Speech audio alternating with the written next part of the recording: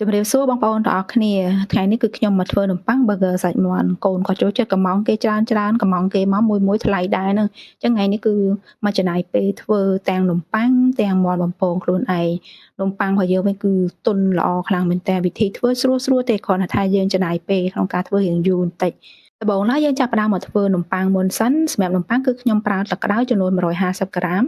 លាយជាមួយទឹកដោះគោស្រស់150ក្រាមដោយសារខ្ញុំប្រើទឹកដោះគោត្រជាក់អញ្ចឹងខ្ញុំលាយជាមួយទឹកក្តៅទៅវាធ្លាក់មកនៅសីតុណ្ហភាពអ៊ុនៗនៃបើបងប្អូនខ្ជិលបងប្អូនអាចយកទឹកធម្មតាលាយជាមួយទឹកដោះគោហើយកម្ដៅវាឲ្យក្តៅអ៊ុនៗណាដើម្បីឲ្យមេយើងគឺវាឆាប់ឡើងបានល្អបន្ទាប់មកយើងដាក់ស្ករចូលចំនួន3ស្លាបព្រាបាយឬក៏ស្មើកន្លះខាំយីសឬក៏មេនំប៉័ងហ្នឹងចំនួន2ស្លាបព្រាកាហ្វេឬក៏ស្មើនឹង7ក្រាមហើយយីសហ្នឹងបងប្អូនអាចរកទិញបាននៅតាមផ្សារទំនើបឬក៏តូបចាប់ហួយគឺមានលក់កញ្ចប់តូចៗយើងងាយស្រួលក្នុងការប្រើហើយយើងកូរឲ្យជីសនឹងវារលាយសព្វល្អសិនចាំបងប្អូនចាប់ផ្ដើមចាក់ម្សៅចូលម្សៅហ្នឹងគឺខ្ញុំប្រើម្សៅមីចំនួនកន្លះគីឡូបងប្អូនមានម្សៅនំប៉័ងប្រើម្សៅនំប៉័ងគឺសាច់នំយើងកាន់តែពិសេសប៉ុន្តែបើអត់មានទេប្រើម្សៅមីក៏បានដែរ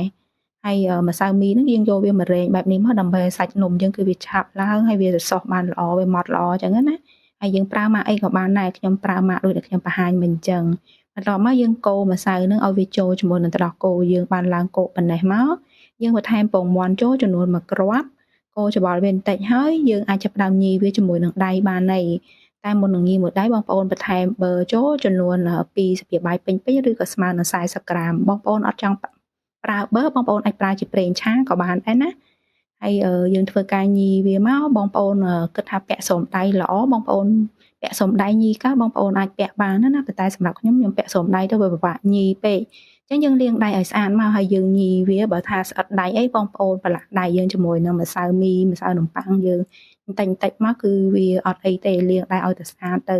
ហើយយើងញីហងបោកផងរហូតដល់តែសាច់ម្សៅយើងគឺវាឡើងម៉ត់រលោងបែបនេះចំណាយពេលប្រហែលជា8នាទីទៅ10នាទីរយៈពេលនោះវាអាចអាស្រ័យទៅតាមកម្លាំងដៃរបស់យើងនិងចំនួនម្សៅដែលយើងលាយអញ្ចឹងណាអញ្ចឹងយើងមើលតាមជាក់ស្ដែងទៅឲ្យតែម្សៅយើងឡើងរលោងបែបហ្នឹងហើយយើងប្រឡាក់កធុនជាមួយនឹងប្រេងបន្តិចក៏បានមួយនឹងម្សៅក៏បានគ្របវាទុកចោលរយៈពេល40នាទីទៅ50នាទីសម្រាប់ខ្ញុំគឺ50នាទីមើលវាឡើងធំប៉ុណ្ណេះហើយយើងអាចចាប់ផ្ដើមយកវាមកធ្វើបន្តទៀតយើងចង្កត់វាឲ្យអស់ខ្យល់សិនបន្ទាប់មកដោយសារកន្លែងវាតូចណាអញ្ចឹងខ្ញុំប្រឡាក់ម្សៅសិនដែរដើម្បីកុំឲ្យវាស្អិតចាំយើងដាក់ម្សៅយើងយកមកកាត់វាជាពីរមកកន្លែងបងប្អូនធំបងប្អូនអាចកាត់ម្ដងនឹងអស់ទៅប៉ុន្តែ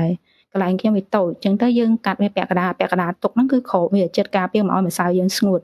ហើយម្សៅដែលយើងយកមកប្រើនេះយើងលុញវាជារាងទៅវែងបែបនេះដើម្បីងាយស្រួលកាត់វាម្ដុំតូចបែបនេះម្សៅកន្លះគីឡូហ្នឹងគឺយើងធ្វើបាននំប៉័ងហ្នឹងចំនួន12នំប៉័ងដោយសាច់ម្សៅម្ដុំហ្នឹងគឺទម្ងន់80ក្រាមសម្រាប់បងប្អូនអត់មានជីងខ្លាំងយើងអាចស្មានវាហើយទំហំវិញចង់ធ្វើធំធ្វើទូចអីតាមចំណូលចិត្តទេសម្រាប់ខ្ញុំគឺខ្ញុំធ្វើនំប៉័ង burger នេះគឺឲ្យធ្វើតែមួយហ្នឹងគឺញ៉ាំឆ្អែតហ្មងណាខ្ជិលធ្វើច្រើនតូចទៅញ៉ាំច្រើនអីនាំពិបាកលុញវាមូចឹងហើយយើងធ្វើការគ្របវាដាក់ថង់មួយជាន់ហើយដាក់កសែមួយជាន់ទៀតដើម្បីវាហប់ល្អដោយសារថ្ងៃនេះមេគឺវាអត់សូវក្តៅអញ្ចឹងយើងគ្រប2ជាន់ទៅវាគ្រាន់វាឆាប់ឡើងហើយចំណាយពេលគឺប្រហែលជា15នាទីយើងគ្របវាទុកតែ15នាទីទៅយើងចាប់ផ្ដើមមកធ្វើវាម្សាទៀតប៉ុន្តែមុននឹងចាប់ផ្ដើមលុញវាម្សាទៀតបងប្អូនត្រៀមថាសសម្រាប់យើងទុកដាក់ដុតទៅហើយគឺយើងថាសហ្នឹងយកមកលាបជាមួយនឹងប្រេងក៏បានប្រឡាក់វាជាមួយនឹងម្សៅតិចក៏បានការពារកុំឲ្យវាពេលដុតទៅគឺវាស្អិតនំប៉័ងជាប់នឹងថាសណាលាបរួចរាល់អស់បងប្អូនអាចចាប់ផ្ដើមយកសាច់នំប៉័ងរបស់យើងមិញយកវាមកចង្កត់ឲ្យអស់ម្សៅយើងធ្វើការញីវាម្ដងទៀតលុញវាជារាងមូលម្ដងទៀតធ្វើបែបហ្នឹងគឺសាច់នំប៉័ងយើងគឺទន់ល្អខ្លាំងមែនតើចាំមើលពេលដែលវាឆ្អិនចេញមកបងប្អូនអរគ្នាដឹងថាទន់តែម្ដងគឺរសជាតិវិញគឺឆ្ងាញ់ហើយនំប៉័ងធ្វើញ៉ាំក្តៅអញ្ចឹងគឺឆ្ងាញ់ខ្លាំងមែនតើយើងចំណាយពេលយូរបន្តិចប៉ុន្តែយើងបានសាច់នំប៉័ងក្តៅណាតែបើបងប្អូនហាក់ខ្ជិលធ្វើទេចង់ធ្វើតែ burger ញ៉ាំហ្មងទិញនំប៉័ងនឹងនៅផ្សារនៅតាមហាងនំប៉័ងគេមានលក់ហើយសម្រាប់ពេលដែលយើងលុញរួចរាល់អស់បងប្អូនយកថង់ហ្នឹងគ្របវាភាសាទៀតប៉ុន្តែគ្របអត់ឲ្យតឹងទេគ្របធូរបានហើយគ្របអសែងពីលើមួយជាន់ទៀតយើងទុកសារនេះគឺ50នាទីទៅ1ម៉ោងតាមអាកាសធាតុបើក្តៅទៅវាឆាប់ឡើងបើមេត្រជាក់វាក្រឡើងអញ្ចឹងណា ហើយមុននឹងដុតនំប៉័ងបងប្អូនត្រូវកម្ដៅម៉ាស៊ីនសិនប្រើភ្លើង225អង្សាររយៈពេល10នាទីឲ្យម៉ាស៊ីនក្ដៅសិនអញ្ចឹងយើងបើកវាចោលហើយយើងមកមើលនំប៉័ងយើងខ្ញុំគ្របវាទុកចោលតែ50នាទីគឺវាឡើងធំល្អខ្លាំងមែនតើនិយាយទៅនំប៉័ងតោះតែទុកឲ្យវាឡើងអស់បែបនេះបានយើងយកទៅដុតទៅវាទន់ណាបើបងប្អូនទុកវាឡើងអស់ទេយកដុតគឺអត់ទន់ទេហើយយើងមានពងមាន់ផ្នែកក្រហមលាយជាមួយទឹកដោះគោស្រស់មកសាភាកាហ្វេកូរវាច្បល់ចូលគ្នាឲ្យសព្វហើយបងប្អូនយកវាមកលាបនៅលើនំប៉័ងយើងថើហើយលាបឲ្យសព្វផ្នែកខាងលើបែបហ្នឹងមកដើម្បីពេលដុតលើវាមានក្លិនឈ្ងុយហើយពណ៌នំប៉័ងយើងគឺស្អាតយើងលាបវាឲ្យសព្វគ្រប់អស់ហើយបងប្អូនត្រៀមជាមួយនឹងល្ងពណ៌សក៏បានពណ៌ខ្មៅក៏បានតាមចំណូលចិត្តទេហើយយើងយកវាមករោយឲ្យសព្វលើនំប៉័ងរបស់យើងបងប្អូនអត់ចុះចិត្តបងប្អូនមិនបាច់រោយក៏បានដែរណាតែយើងដាក់ទៅនំប៉័ងយើងគឺស្អាតហើយវាឈ្ងុយពេលដែលយើងដុតចេញមកគឺឈ្ងុយមែនតែនរោយសពអស់ហើយបងប្អូនអាចយកវាទៅដាក់ដុតបានហើយដុតហ្នឹងគឺយើងប្រើភ្លើង225អង្សាយើងប្រើកម្ដៅលើក្រោមហើយដុតវារយៈពេល18នាទីទៅ20នាទីឬមួយយើងមើលរហូតដល់វាក្រហមល្មមព្រោះរយៈពេលវាអាចខុសគ្នាអាស្រ័យលើប្រភេទម៉ាស៊ីនរបស់បងប្អូនទាំងអស់គ្នាហើយសម្រាប់ពេលដែលយើងដុតបាន15នាទីហ្នឹងគឺយើងអាចចាប់ផ្ដើមធ្វើការត្រឡប់វាមើលតែវាចាប់ផ្ដើមឡើងក្រហមមកជាហៀងយើងត្រឡប់វាណាតែកុំបើកពេលវាអត់ទាន់ឡើងក្រហមព្រោះនំប៉័ងវាកំពុងតែឡើងកាលណាយើងដកវាលឿនពេកវាធ្វើឲ្យនំប៉័ងយើងវាលែងឡើងណាចឹងហើយយើងចាប់ផ្ដើមមើលតែវាក្រហមហើយយើងត្រឡប់ហើយយើងដុតវាបន្តទៀតសម្រាប់ខ្ញុំគឺដុតត្រឹម18នាទីហ្នឹងគឺក្រហមប៉ុណ្ណេះគឺបានហើយអត់ឲ្យវាក្រហមជាងនឹងខ្លាំងពេកទេហើយយើងយកវាចេញមកខាងក្រៅមកពណ៌គឺស្អាតខ្លាំងមែនតើហើយខ្ញុំគ្របវាហើយជា2-3នាទីទៀតទៅឲ្យសាច់នំយើងគឺកាន់តែទន់ព្រោះដោយសារពេលមិញហ្នឹងដុតមិញហ្នឹងគឺអត់មានដបទឹកស្ប្រាយបាញ់បើមានដបទឹកស្ប្រាយបាញ់នំប៉័ងយើងគឺកាន់តែទន់ជាងនឹងទៀតហើយនេះនំប៉័ងរបស់យើងដកចេញមកគឺអត់មានស្អិតជាប់ថាសទេនិយាយទៅហើយសាច់នំវិញគឺទន់ល្អខ្លាំងមែនតើតែម្ដង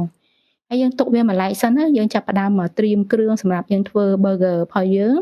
ឥឡូវយើងមកលាយសោសមុនគឺយើងប្រើម៉ាយ៉ូណេសកន្លះចានចង្កឹះប្រើម៉ាយ៉ូណេសរសជាតិផ្អែមហើយលាយជាមួយទឹកប៉េងប៉ោះមួយស្លាបបាយកន្លះកូរច្របល់វាបញ្ចូលគ្នាឲ្យសព្វហើយទុកវាមួយឡែកសិនបន្តមកទៀតខ្ញុំមានខ្ទឹមបារាំងដែលយើងហាន់ហើយហ្នឹងចំនួន2ផ្លែមួយផ្លែក៏បាន2ផ្លែក៏បានតាមបងប្អូនចូលចិត្តទេចូលចិត្តដាក់អត់ចូលចិត្តមិនបាច់ដាក់ទេអ្នកខ្លះក៏ដាក់ឆៅប៉ុន្តែខ្ញុំអត់សូវចូលចិត្តញ៉ាំឆៅទេអញ្ចឹងខ្ញុំយកវាមកលីងដាក់ប្រេងបន្តិចមកយកមកឆាវាយើងថែមប៊ឺមកសាវីទៅដើម្បីឲ្យវាកាន់តែឈ្ងុយឆាវារហូតដល់តែវាឆ្អិនល្អឬមួយដល់ក្រៀមចំណឹងតិចទៀតហ្នឹងក៏បានដែរហ្នឹងសម្រាប់អ្នកចូលចិត្តខ្ទឹមបារាំងឆ្អិនដូចខ្ញុំបើចូលចិត្តខ្ទឹមបារាំងឆៅដាក់ឆៅបានណាហើយឆ្អិនប៉ុណ្ណឹងដួសវាដាក់ចានលើយើងមកលាយម្សៅបំពងយើងប្រើម្សៅអង្ករខ្សាយចំនួន1ចានចង្កឹះឬក៏ស្មើ200ក្រាមម្សៅបំពងចំនួន1ចានចង្កឹះឬក៏ស្មើនឹង200ក្រាមយើងលាយវាបញ្ចូលគ្នាដោយបន្ថែមជាមួយនឹងម្សៅស៊ុបមកសាភាកាហ្វេហើយជាមួយនឹងម្រេចនឹងបន្តិចហើយនឹងម្សៅម្ទេសមកសាភាកាហ្វេដាក់ដើម្បីឲ្យម្សៅយើងវាឡើងពណ៌បានស្អាតបងប្អូនអត់មានបងប្អូនមិនប្រើក៏បានហើយកូរច្របល់គ្រឿងទាំងអស់ឲ្យវាចូលគ្នាជាមួយម្សៅបានសព្វល្អហើយខ្ញុំធ្វើការម្លែកម្សៅនឹងជា2និយាយទៅយើងម្លែកហ្នឹងបាច់ថ្លឹងទេស្មានណាបងប្អូនអរគ្នាម្លែកវារួចរាល់យើងទុកដាក់ថាសនោះទុកម្លែកទៅក្នុងកធុននេះយើងមកបន្ថែមពងមាន់ចូលមកគ្រាប់បន្ទាប់មកយើងដាក់វាលាយជាមួយនឹងទឹកត្រជាក់ដើម្បីឲ្យសាច់ម្សៅយើងកាន់តែស្រួយល្អប៉ាក់តែបានទឹកខ្ញុំអត់បានកំណត់ទេយើងចាក់វាម្ដងបន្តិចធ្វើម៉េចលាយឲ្យកំហាប់ម្សៅហ្នឹងគឺវារាវមកល្មមទឹកហ្នឹងប្រើប្រហែលជាចូល200 ml ឬក៏200ក្រាមហ្នឹងណាយើងកូរច្របល់វាធ្វើមិនឲ្យវារាវល្មមទៅកុំឲ្យវាខាប់ពេកបើណាខាប់ពេកសាច់ម្សៅវាក្រាស់បើថារាវប៉ុណ្ណេះទៅវាស្រួយល្អអញ្ចឹងណាហើយខ្ញុំប្រើសាច់គឺប្រើផ្នែកភ្លៅយើងយកមកភ្លឺឆ្អឹងហើយនឹងអាសាច់កន្លែងក្រាស់គឺយើងភ្លឺវាឲ្យរាងស្ដើងបែបនេះមកបងប្អូនអាចប្រើជាសាច់ជ្រូកមាន់ក៏បានហើយយើងប្រើមាន់កសិកម្មឬក៏មាន់បីសាសក៏បានដែរប៉ុន្តែបើប្រើមាន់ស្រែយកមកបំពងអត់សូវឆ្ងាញ់ទេមាន់កសិកម្មគឺវាឆ្ងាញ់ជាងព្រោះសាច់វាផុយរួចរាល់អស់ហើយឥឡូវយើងចាប់ផ្ដើមមកធ្វើការប្រឡាក់ម្សៅចំពោះម្សៅយើងតម្លាក់ភ្លៅមាន់របស់យើងមកប្រទេសបែបហ្នឹងមកលាយជាមួយនឹងម្សៅដែលយើងបានច្របល់មិញដាក់វាច្របល់វាឲ្យសព្វម្សៅហើយយើងលើកវាឡើងឲ្យសោះមកហើយចាំដាក់យកវាមកប្រឡាក់ជាមួយនឹងម្សៅដែលយើងទុកវាស្ងួតបែបនេះប្រឡាក់បែបហ្នឹងប្រឡាក់ឲ្យសព្វមកបងប្អូនចង់បានសាច់ម្សៅក្រាស់បងប្អូនជ្រលក់2ដងប៉ុន្តែខ្ញុំជ្រលក់តែម្ដងទេវាក្រាស់ប៉ុណ្ណឹងគឺល្មមហើយក្រាស់ពេកគឺសម្រាប់ខ្ញុំគឺអត់សូវចូលចិត្តវាអត់សូវឆ្ងាញ់អញ្ចឹងណា ហើយជ្រលក់វាឲ្យសព្វបែបនេះមកហើយយើងអាចយកវាទៅដាក់បំពងភ្លាមៗប្រេងដែលបំពងត្រូវដាក់ឲ្យយើងច្រើនបន្តិចបើកចាំឲ្យប្រេងនឹងក្តៅសិនយើងប្រើភ្លើងមធ្យមពេលដែលប្រេងយើងក្តៅចាំបងប្អូនដាក់មាន់ចូលណាបើថាអត់ទាន់ក្តៅទេដាក់ចូលគឺវាអត់ស្រួយទេហើយកុំដាក់បំពងម្ដងច្រើនដាក់បើខ្ទះទូចដូចខ្ញុំអញ្ចឹងដាក់ម្ដង12បានហើយកាលណាដាក់ច្រើនពេកមាន់យើងបំពងគឺអត់ស្រួយល្អទេហើយបំពងវារហូតតទៅវាក្រហមស្អាតតាមដែលបងប្អូនចូលចិត្តមកតែប៉ុណ្្នេះហ្នឹងគឺក្រហមល្មមហើយប្រហែលជាខ្ទង់3នាទីទៅ4នាទីអីហ្នឹងគឺក្រហមហើយបងប្អូនអរគ្នាព្រោះមាន់យើងផ្លះស្ដើងដែរគឺវាអត់ចំណាយពេលយូរទេខាងក្នុងគឺឆ្អិនល្អហ្មងតែប៉ុណ្្នឹងគឺយើងស្រង់វាដាក់ឲ្យស្រស់ខ្លាញ់មកគ្រឿងផ្សំដែលយើងធ្វើ burger គឺបានរៀបចំរួចរាល់អស់ហើយចឹងបងប្អូនអាចចាប់ផ្ដើមមករៀបចំធ្វើ burger បានហើយចំពោះនំប៉័ងនេះបងប្អូនវះវាហើយយកវាទៅដាក់ចៀនបន្តិចទៅដើម្បីឲ្យវាឈ្ងុយណាគឺយើងដាក់ប៊ឺបន្តិចមកហើយបន្ទាប់មកបងប្អូនដាក់នំប៉័ងយើងចូលចៀនមើលឲ្យវារៀងក្រហមបន្តិចឲ្យវាឡើងឈ្ងុយទៅយើងយកសោសនោះយកមកលាបជាមួយនឹងនំប៉័ងយើងលាបទាំងសងខាងនំប៉័ងរបស់យើងមកហើយចំពោះ burger ហ្នឹងបងប្អូនចំពោះបន្លែយើងចង់បន្ថែមខ្ទឹមបារាំងបន្ថែមប៉េងប៉ោះតែសក់ជ្រក់អីគឺបានណាដាក់សក់ជ្រក់គឺកាន់តែឆ្ងាញ់តែខ្ញុំថ្ងៃនេះប៉េងប៉ោះអត់មានទេតែមានតែសក់ជ្រក់ហើយចំពោះសាឡាត់វិញបងប្អូនប្រើសាឡាត់ធម្មតាក៏បានសាឡាត់ស្រួយក៏បានដែរយើងរៀបវាមកប៉ាក់ល្មមមកសមល្មមពេលដែលញ៉ាំបងប្អូនអាចហូរជាមួយនឹងទឹកម៉ាយ៉ូណេសទឹកប៉េងប៉ោះបន្ថែមពីលើសាច់មាន់របស់យើងគឺកាន់តែឆ្ងាញ់តែប៉ុណ្្នឹងគឺរួចរាល់ហើយអរគុណច្រើនបងប្អូនទាំងអស់គ្នាដែលបានចូលមើលវីដេអូរបស់ខ្ញុំតាំងពីដើមរហូតដល់ចប់បងប្អូនមានសំណួរឬយោបល់អីអាច comment នៅខាងក្រោមវីដេអូបានណាសង្ឃឹមថាបងប្អូននឹងចូលចិត្តវីដេអូមួយនឹងអរគុណជម្រាបលា